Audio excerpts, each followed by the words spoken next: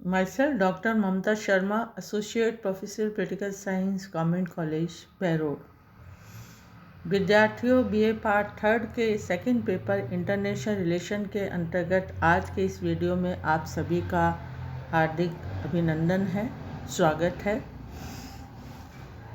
विद्यार्थियों, जैसा कि आप सभी को विदित है कि हम यूएनओ के अंतर्गत यूएनओ के ऑर्गन्स के बारे में समझ रहे हैं। हमने जनरल असेंबली और सिक्योरिटी काउंसिल के बारे में पढ़ा, समझा। आज के इस वीडियो में हम सेक्रेटेरिएट, जो कि यूएनओ का ही एक अंग है, इसके बारे में चर्चा करेंगे, समझेंगे कि संयुक्त राष्ट्र संघ में यूएनओ के अंतर्गत सेक्रेटेरिएट का क्या रोल है। सेक्रेटेरिएट संयुक्त राष्ट्र संघ के 6 प्रमुख अंगों में से एक है। अंतर्राष्ट्रीय लोक सेवा ही इसकी अंतर्राष्ट्रीय विशेषता है। संयुक्त राष्ट्र के अन्य प्रमुख अंग अपने अपने कार्यकाल के अनुसार सदैव बदलते रहते हैं, परंतु सचिवालय के साथ ये बात नहीं है। इसमें स्थायी सदस्यों के व्यक्ति काम करते हैं। फलतः यह एक स्थायी संस्था है जिसका कार्य निरंतर चलता रहता है।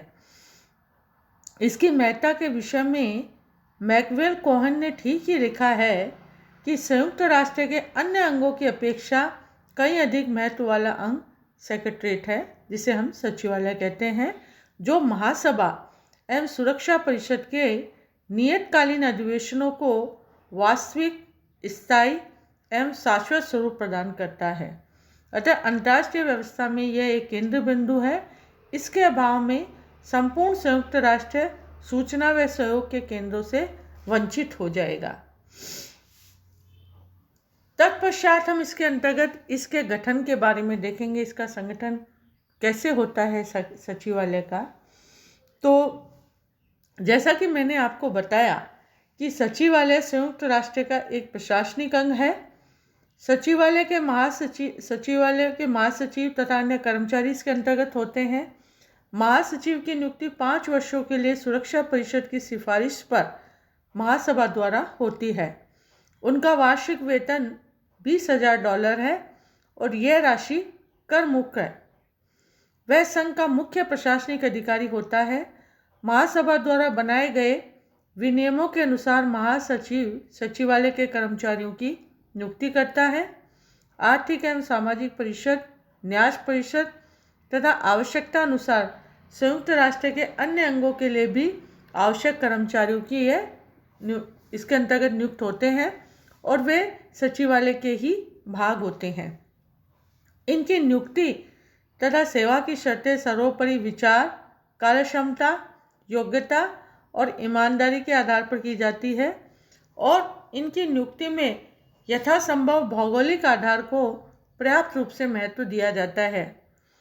इस बात का उपबंध चार्टर में विशेष रूप से किया गया है कि न तो महासचिव और न ही कर्मचारी वर्ग किसी राज्य से अथवा संघ से बाहर किसी दूसरे अधिकारी से अनुदेश मांगेंगे और न ही प्राप्त करेंगे। नियुक्ति के पश्चात अपने कार्यकाल में सचिवालय के सभी कर्मचारी विश्व नागरिक हो जाते हैं और वे केवल विश्व संस्था के प्रति ही निष्ठावान होते हैं। अतः संयुक्त राष्ट्र के अंतर्गत सचिवालय का अत्यधिक विस्तार हुआ है। जहां राष्ट्र संघ में सचिवालय के कर्मचारियों की अधिकतम संख्या 1000 से कम ही रही है, वहाँ संयुक्त राष्ट्र संघ के सचिवालय में लगभग 8900 कर्मचारी नियमित बजट के अंतर्गत नियुक्ति पाकर न्यूयॉर्क स्थित मुख्यालय और संघ के अन्य केंद्रों पर कार्यरत है। अतः सचिवालय संयुक्त राष्ट्र का एक वृहद प्रशासनिक तंत्र है जिसे 8 विभागों में विभाजित किया जा सकता है। नंबर 1, सुरक्षा परिषद संबंधी कार्यों का विभाग, आर्थिक विभाग, सामाजिक कार्यों का विभाग, न्यास एवं स्वशासित क्षेत्रों की सूचना विभाग, सार्वजनिक सूचना विभाग, सम्मेलन तथा सामान्य सेवा विभाग, प्रशासनिक तथा वित्तीय सेवा विभाग और विधि विभाग। अतः इसके अंदर प्रत्येक का एक अध्यक्ष और एक उप महासचिव होता है और उप महासचिव के नीचे एकाधिक उच्च पदस्थ निदेशक होते हैं। उप महासचिव की नियुक्ति महासचिव द्वारा की जाती है और इनकी नियुक्ति का आधार इनकी कार्यक्षमता, इनकी योग्यता एवं क्षेत्रीय प्रतिनिधित्व होता है और इनकी नियुक्ति करते समय महासचिव को यह ध्यान रखना आवश्यक है कि यथासंभव विश्व के विभिन्न क्षेत्रों का समुचित प्रतिनिधित्व इसके अंतर्गत हो सके। तो इस तरह से सचिवालय का गठन किया जाता है। इसी के अंतर्गत हम देखेंगे कि सचिवालय के अंतर्गत एक महासचिव होता है, जिसको कि हमने पूर्व भी बताया कि सचिवालय चूँकि संयुक्त राष्ट्र की प्रमुख संस्था है, जिसके शीर्ष बिंदु पर महासचिव का पद और उसका कार्यालय होता है। वह केवल सचिवालय का ही अध्यक्ष नहीं होता, बल्कि संपूर्ण विश्व व्यवस्था के कार्यों का सूत्रधार कहा जा सकता है। अतः उसे सचिवालय का मुख्य संचालक भी हम कह सकते हैं। या ये भी ध्यान रखने की आवश्यकता है कि राष्ट्रीय संघ के निर्माताओं ने महासचिव को बहुत अधिक अधिकार प्रदान नहीं किए थे। वे अपने विवेक का बहुत कम प्रयोग करने के लिए अधिकृत थे। अतः राष्ट्रीय संघ में महासचिव को अधिकतर प्रशासनिक अधिकार ही उपलब्ध थे। द्वितीय विश्व के अवसर पर जब नए अंतर्राष्ट्रीय संगठन के निर्माण की चर्चा होने लगी, तब महासचिव को व्यापक अधिकार दिए जाने का सक्रिय रूप से विचार किया गया और संयुक्त राष्ट्र संघ के अंतर्गत महासचिव की स्थिति तथा अधिकार राष्ट्र संघ के महासचिव से कहीं अधिक महत्वपूर्ण है। वह न केवल सामान्य प्रशासनिक कार्य करता है, बल्कि आवश्यकता पड़ने पर सुरक्षा परिषद के सामने किसी भी ऐसे मामले को ला सकता है जिनके कारण उनकी राय में अंतर्राष्ट्रीय शांति एवं सुरक्षा के लिए भय उत्पन्न हो सकता है। अपने इस अधिकार के आधार पर ही संयुक्त राष्ट्र संघ का महासचिव अंतर्राष्ट्रीय शांति एवं सुरक्षा में महत्वपूर्ण योगदान देता है। इस तरह से महासचिव का अपना एक व्यक्तित्व होता है। अतः संयुक्त राष्ट्र संघ के महासचिव के कार्यों की बात करें तो महासचिव के कार्य निम्नानुसार है। नंबर 1, हम उनके सामान्य प्रशासन की अगर बात करें तो चार्टर के अनुसार महासचिव चूँकि संस्था का मुख्य प्रशासनिक अधिकारी होता है, इस कारण से महासचिव महासभा, सुरक्षा परिषद, आर्थिक और सामाजिक परिषद तथा न्याय परिषद के सभी बैठकों में भाग लेता है तथा वह सभी कार्य संपादित करता है जो इन अंगों द्वारा इन्हें सौंपे जाते हैं। अतः महासचिव संस्था के कार्य की वार्षिक रिपोर्ट महासभा को प्रेषित करता है। वास्तव में महासभा का वार्षिक अधिवेशन महासचिव की रिपोर्ट पर और बहस से ही प्रारंभ होता है। सेकेंडली, हम इसके तकनीकी कार्य की अगर बात करें, महासचिव चूँकि तकनीकी कार्यों को भी संपादित करता है, अतः चार्टर के अनुच्छेद 98 के अनुसार महासचिव ऐसे अन्य कार्य भी करेगा जो उसे महासभा, सुरक्षा परिषद, आर्थिक और सामाजिक परिषद, न्याय परिषद द्वारा सौंपे जाएंगे। अतः इन अंगों द्वारा सौंपे गए तकनीकी कार्य को भी महासचिव संपादित करता है और तकनीकी कार्यों में लगभग सभी प्रकार के प्रश्नों का अध्ययन, रिपोर्ट, सर्वेक्षण आदि इसके अंतर्गत शामिल किए गए हैं। थर्डली, हम इनके कार्यों की बात करें तो सचिवालय के प्रशासन की बात आती है। चूँकि महासचिव सचिवालय का प्रमुख अधिकारी होता है, अतः सचिवालय के प्रशासन का पूर्ण उत्तरदायित्व उसी पर होता है और वह महासभा द्वारा निर्धारित नियमों के अनुसार सचिवालय के कर्मचारियों की नियुक्ति करता है। फोर्थली, वित्तीय कार्य, फाइनेंशियल मैटर की अगर अपन बात करते हैं तो महासचिव के कार्य के अंतर्गत उनके वित्तीय उत्तरदायित्व भी है।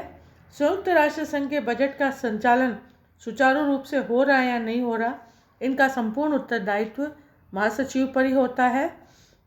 वह संयुक्त राष्ट्र संघ का बजट तैयार करता है, जिसे बजट सलाहकार समिति के सम्मुख प्रस्तुत किया जाता है और विशेष उद्देश्य अभिकरणों तथा अन्य संबंध संस्थाओं के बजट पर भी उसकी नज़र रहती है। अतः वह संयुक्त राष्ट्र के सभी निधियों का अभिरक्षक है और उनके व्यय के लिए भी उत्तरदायी है। फिफ्थली, प्रतिनिधात्मक कार्य। अतः संयुक्त राष्ट्र संघ के लिए केवल एक ही महासचिव होता है जो संघ के एक अभिकर्ता या एजेंट या प्रतिनिधि के रूप में चूँकि कार्य करता है। अतः विभिन्न अभिकरणों एवं सरकारों के साथ वार्ताओं में वह संघ का प्रतिनिधित्व करता है और संघ की ओर से करार भी वह करता है। फिफ्थली, राजनीतिक कार्य। संयुक्त राष्ट्र संघ का महासचिव कुछ राजनीतिक कार्यों को भी इसके अंतर्गत करता है। अतः चार्टर के 99वें अनुच्छेद में कहा गया है कि महासचिव किसी ऐसे मामले की ओर सुरक्षा परिषद का ध्यान दिला सकता है जिससे उनके विचार में अंतर्राष्ट्रीय शांति एवं सुरक्षा के बने रहने से संकट उत्पन्न हो सकता है। इस शक्ति तथा कुछ अन्य कारणों से महासचिव संयुक्त राष्ट्र का प्रधान राजनीतिक अभिकर्ता बन गया है और संयुक्त राष्ट्र के महासचिव की राजनीतिक भूमिका का इतना अधिक विकास हुआ है कि न केवल संयुक्त राष्ट्र के अंतर्गत यह पद बल्कि राष्ट्र संघ में भी इस पद की अपेक्षा कहीं अधिक शक्तिशाली और प्रभावशाली सिद्ध हुआ है। अतः मॉर्गन्थो ने तो यहाँ तक कह दिया, इस प्रकार महासचिव संयुक्त राष्ट्र का एक प्रकार का प्रधानमंत्री बन गया है। These words are saying by Morgenthau. अतः महासचिव की यह राजनीतिक भूमिका 3 दिशाओं में विकसित हुई है। फर्स्टली, उसे एक अंतर्राष्ट्रीय वार्ताकार कहा जाने लगा। सेकेंडली, वह अनेक अवसरों पर ऐसे प्रतिष्ठा रक्षक सूत्रों की रचयिता के रूप में सामने आया है जिन्हें विवाद के विभिन्न पक्षों ने सम्मानपूर्ण रूप से स्वीकार करना संभव पाया है। और थर्डली, उसे विश्व की आत्मा की आवाज़ का संरक्षक भी कहा गया है। इस तरह से हम देखते हैं कि महासचिव को उपरोक्त कार्य प्रदान किए गए हैं जो बहुत ही इफ़ेक्टिव है और वो इफ़ेक्टिव रूप से इन कार्यों को करता है। And lastly we talk about the महासचिव की भूमिका, कि महासचिव का क्या रोल होता है, क्या इसकी इम्पोर्टेंस है, क्या इसकी भूमिका है। चूँकि महासचिव का पद अपने आप में अत्यंत महत्वपूर्ण है, उसे केवल प्रशासनिक कार्यों के निर्वहन तक ही नहीं करना पड़ता अपितु उसे राजनीतिक उत्तरदायित्वों को भी पूरा करना पड़ता है।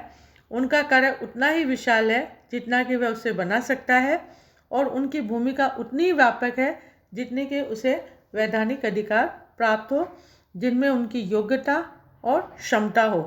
यदि प्रशासनिक कार्य में उनकी भूमिका एक आरंभक जैसी है तो राजनीतिक क्षेत्र में भी उनकी भूमिका मध्यस्थ, वार्ताकर्ता और मतज्ञ निर्माता के समान है। अतः महासभा के अंतिम सत्र में महासचिव द्वारा प्रस्तुत की जाने वाली रिपोर्टों का बहुत अधिक महत्व होता है जिसमें कि उनका व्यक्तित्व झलकता है। इसी रिपोर्ट्स के आधार पर अंतर्राष्ट्रीय समस्याओं पर उनके दृष्टिकोण व्यक्त होते हैं और अंतर्राष्ट्रीय स्थिति और घटना चक्रों पर प्रकाश डाला जाता है और अंतर्राष्ट्रीय तनावों को कम करने के लिए कई तरह के सुझाव भी दिए जाते हैं। इसलिए हम अंत में ये कहेंगे कि संयुक्त राष्ट्र संघ के अंतर्गत सचिवालय की भूमिका बहुत अधिक महत्वपूर्ण है और महासचिव की भूमिका को कई तरह से हमने देखा, कई तरह से इसकी इम्पोर्टेंस है। आज के वीडियो में हम सचिवालय को ही देखेंगे। नेक्स्ट वीडियो में हम इसके नेक्स्ट ऑर्गन को लेंगे। धन्यवाद।